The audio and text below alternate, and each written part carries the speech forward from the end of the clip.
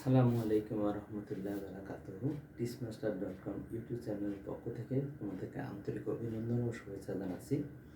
আজকে ত্রিকোণমিতি উচ্চতর গণিত অষ্টম অধ্যায় ত্রিকোণমিতির পঞ্চম পর্বে আজকে তোমাদের নতুন আর একটা বিষয় নিয়ে আলোচনা করব।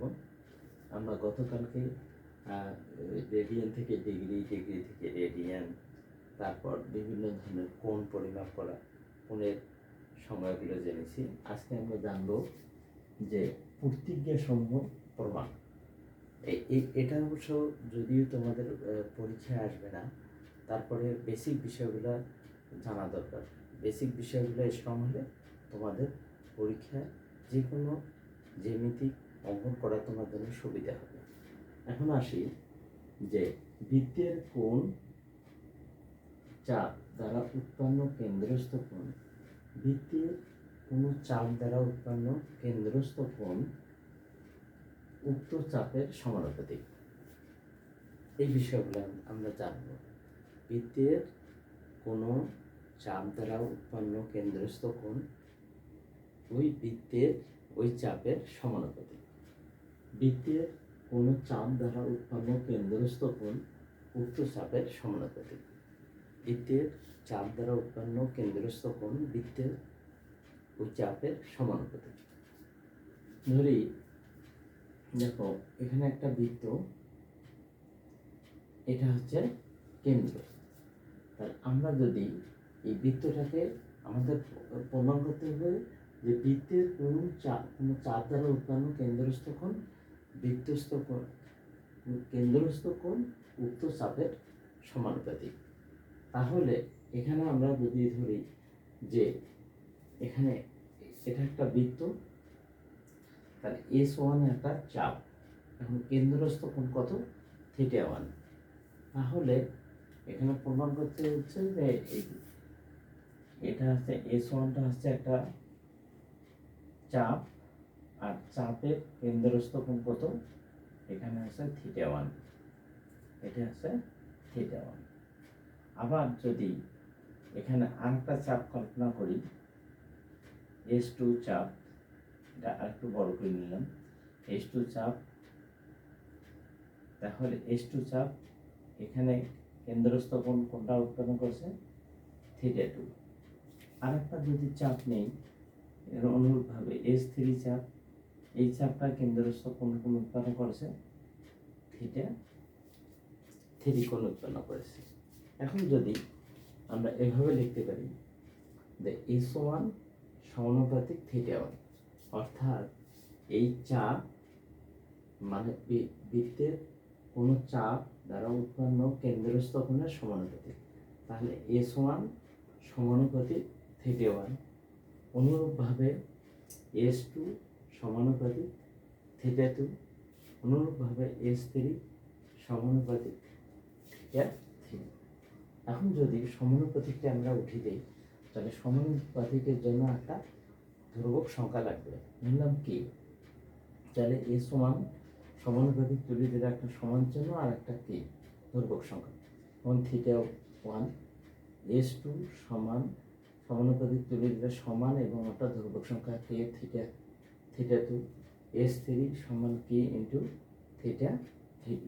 তাহলে এখানে আমরা লিখতে পারি যে S1 এটা যদি নেই আমরা, তাহলে S1 ভাগ S2 সমান k θ1 ভাগ k θ2।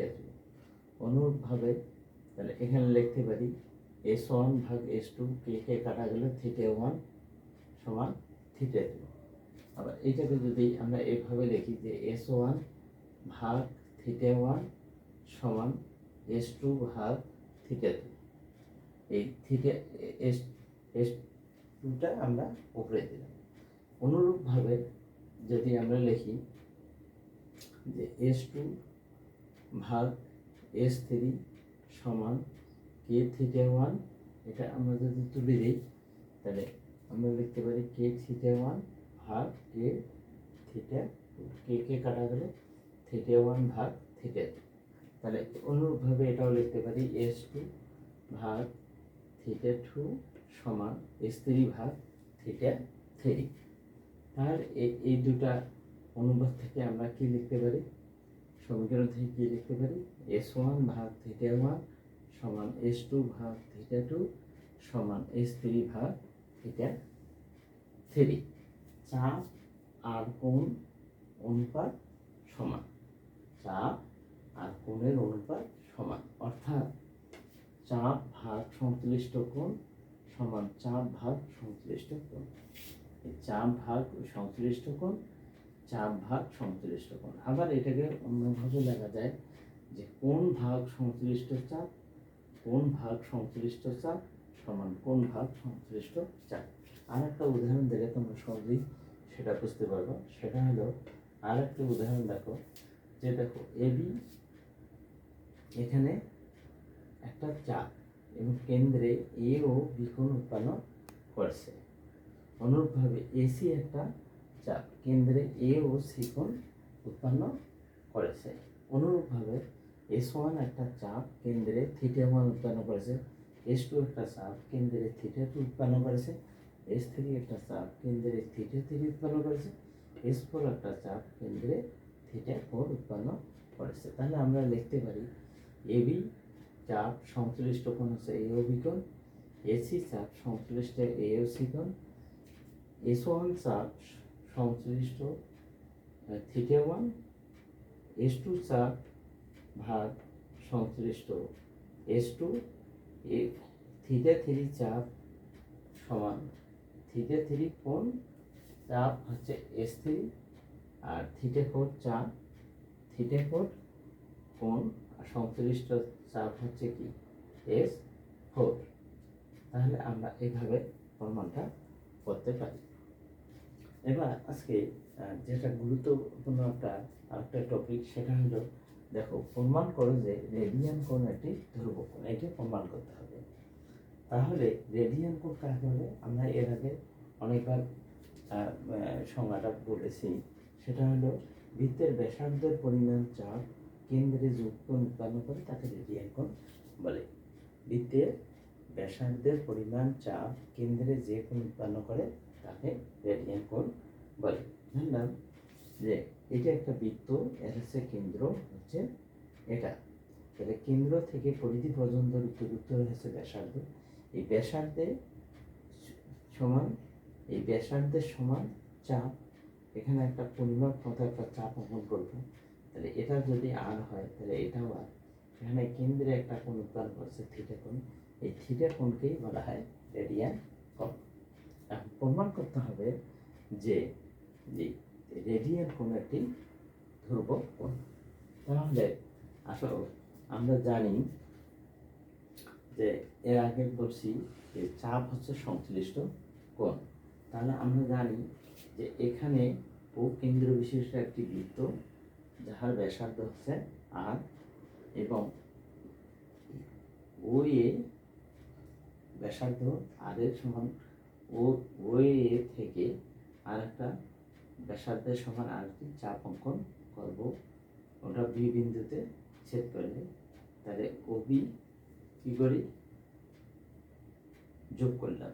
তাহলে দেখো এখানে এ ও বি কোণ হচ্ছে কি থিটা কোণ, মানে পরিধির সমান যে চাপ যে কোণ উৎপন্ন করেছে সেটা হচ্ছে থিটা কোণ। তাহলে এ ও বি হচ্ছে থিটা কোণ। এখন ও বিন্দুতে ও এর ওপর ওসি লম্ব আঁকি। তাহলে দেখো এই এ ও সি কোণ হচ্ছে এই পুরা বৃত্তটার 4 ভাগের 1 ভাগ, পুরো বৃত্তটার হচ্ছে 4 ভাগের 1 ভাগ। তার মানে কি, একটি রেখার উপর আর একটা রেখার লম্বভাবে দণ্ডায়মান হচ্ছে।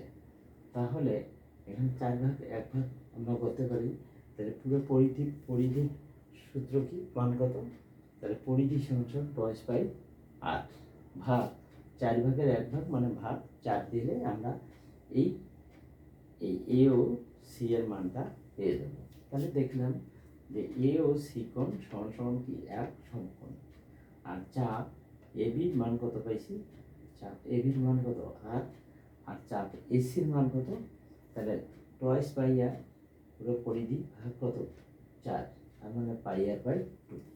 তো এখন আমরা লিখতে পারি, আমরা জানি যে এ ও বি কোণ, অর্থাৎ এ ও বি কোণ, এই কোণটা ভাগ চাপ কত, এ বি। তাহলে এ ও বি কোণ সংশ্লিষ্ট কোণ এবং সংশ্লিষ্ট চাপের সমানুপাতিক। তাহলে এ ও বি কোণ ভাগ চাপ এ বি এবং এ ও সি কোণ ভাগ চাপ এসি। তাহলে এ ও বি এই কোণটার মান কত আমরা পেয়েছি, থিটা কোণ।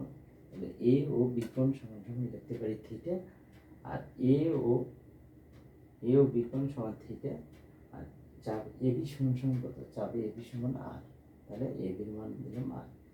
আর এ ও সি কোণ মানে এই কোণটা কত, তাহলে এ ও সি কোণ মানে কি, এ ও সি কোণ মানে কি, এই যে পুরো কোণটা এক সমকোণ, তাহলে এক সমকোণ ভাগ চাপ এসি।